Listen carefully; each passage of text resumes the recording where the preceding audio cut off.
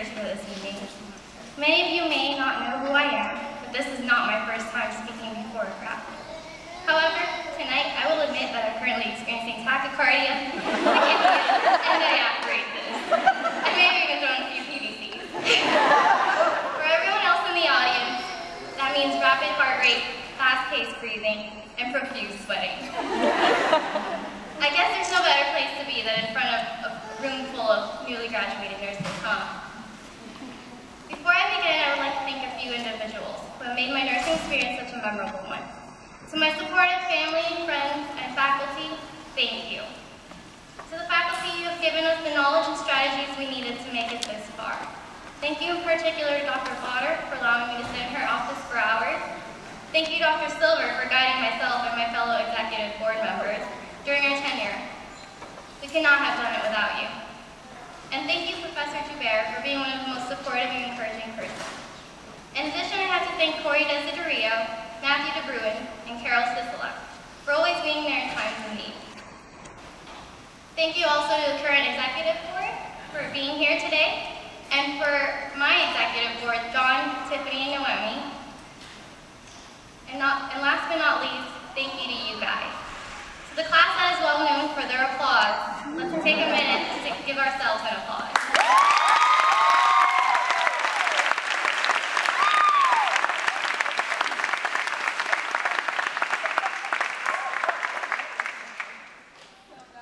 During my first clinical rotation, I remember experiencing the same tachycardia, tachypnea, and diaphoresis when I stepped foot onto the hospital.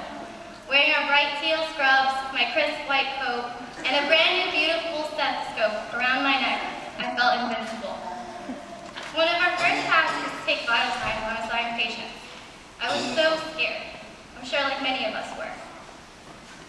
These were real people that I had to take a blood pressure and temperature on, not the simulation patient. So there I go, dragging a vital signs machine about as big as me into the room, trying to think of ways to start the conversation. I don't even remember what I said, but I did manage to wrap the cup around the client, and I remembered to put the thermometer beneath their tongue. Then the question came, why do you want to become a nurse? So I stood there agape without an answer. But I'll get back to that story later. So as we continued on throughout the semesters, we learned quickly that we would be spending more time with each other than with some of our loved ones. A personal sacrifice that we have had to face at least once during this journey. We stood by each other when family members passed away, when some of us have gotten so sick that we ended up in the hospitals ourselves, and just as listening ears or a shoulder to cry on when we felt like we were at our worst. We are one dysfunctional Brady Bunch, huh? Well, the seemingly endless nights of studying while balancing 8 to 10 clinical hours have finally paid off. The lectures that we sat through, or sometimes felt like sleeping through, have taught us some valuable lessons in life. However, what you may have not realized is that we have been writing our own story all along. Love you, Jack! Woven together, our experiences tell much more about the character, integrity, and maturity that we have developed. Our knowledge began to expand without a limit. We began to diagnose people in the supermarket. Swollen feet? Oh my gosh, that's bilateral pedal edema. And if you were lucky, you snuck a poke to see if it pitted or not. Gorging veins? You could tell if their IV axis was a perfect 20 gauge. Life was passing quickly by us, and in 5th semester, many of us were granted the blessing to see life born before us. Babies were everywhere, and it was the happiest of me to see in our cohort. Who doesn't love babies? Excuse me. Be prepared.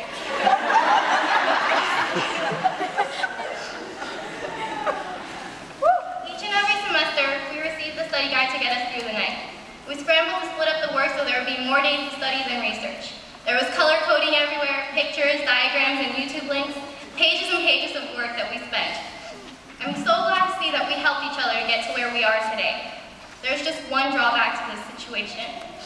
Unfortunately, the new chapter we are about to enter into our lives won't have a study guide for us to follow. There won't be any more pages to highlight or changing font size because printing a page costs 5 cents. Yet, I can assure you that we've been prepared for this moment. Despite all the different directions that we're going to take, we're going to continue to remain as a support system for each other. So let's go back to my story regarding why I wanted to become a nurse. In case you were wondering, for my grandmother. I saw my grandmother in the Philippines a year prior to entering the program, and her last words to me were to make me proud and please finish your studies. Unfortunately, my grandmother passed during this program, and I wasn't able to go home because we were in the middle of a summer term, and a 24-hour flight is not the easiest to make. I want all of you to never forget why you went into this program. We are still young nurses at heart, and we have so much to learn, and even more that I'm sure we're not going to like, but this doesn't give us a reason to stop. So as I wrap up my speech here, I want to take a few minutes to share a story with you that I found. Many of you may have already read it. It's a story about a stranger who approached a nurse one day, and he said, "You're a nurse? That's cool. I wanted to do that when I was a kid. What do you make?" What do I make? I make holding your hand seem like the most important thing in the world when you're scared. I can make your child breathe when they stop. I can help your father survive a heart attack. I make myself get out of bed at 5 a.m. to make sure your mother has the medication that she needs. I work all day and night to save the lives of strangers. I make my family wait for dinner until I know your family member is taken care of. I make myself skip lunch so that I can make sure that everything I did for your husband today is charted. I make myself work weekends and holidays because people don't just get sick Monday to Friday from 9 to 5 p.m. Today, I might save your life. I make a difference. What do you make? How much we make per hour?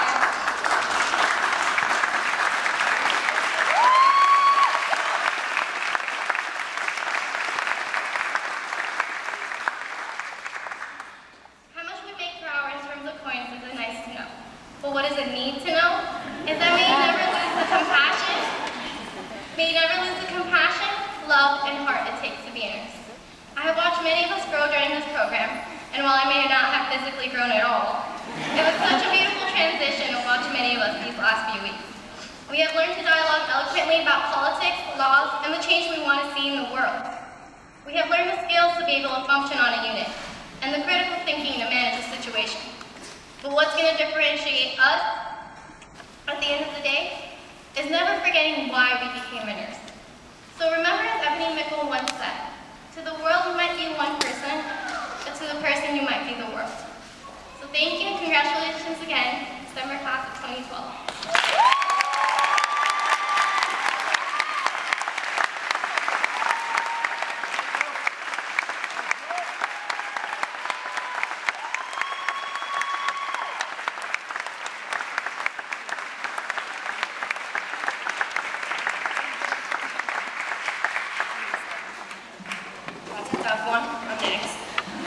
Thank you everyone for being here. My name is Clara Gonzalez. I am the Nursing Student Association Vice President for the Culture Nursing here at Nova.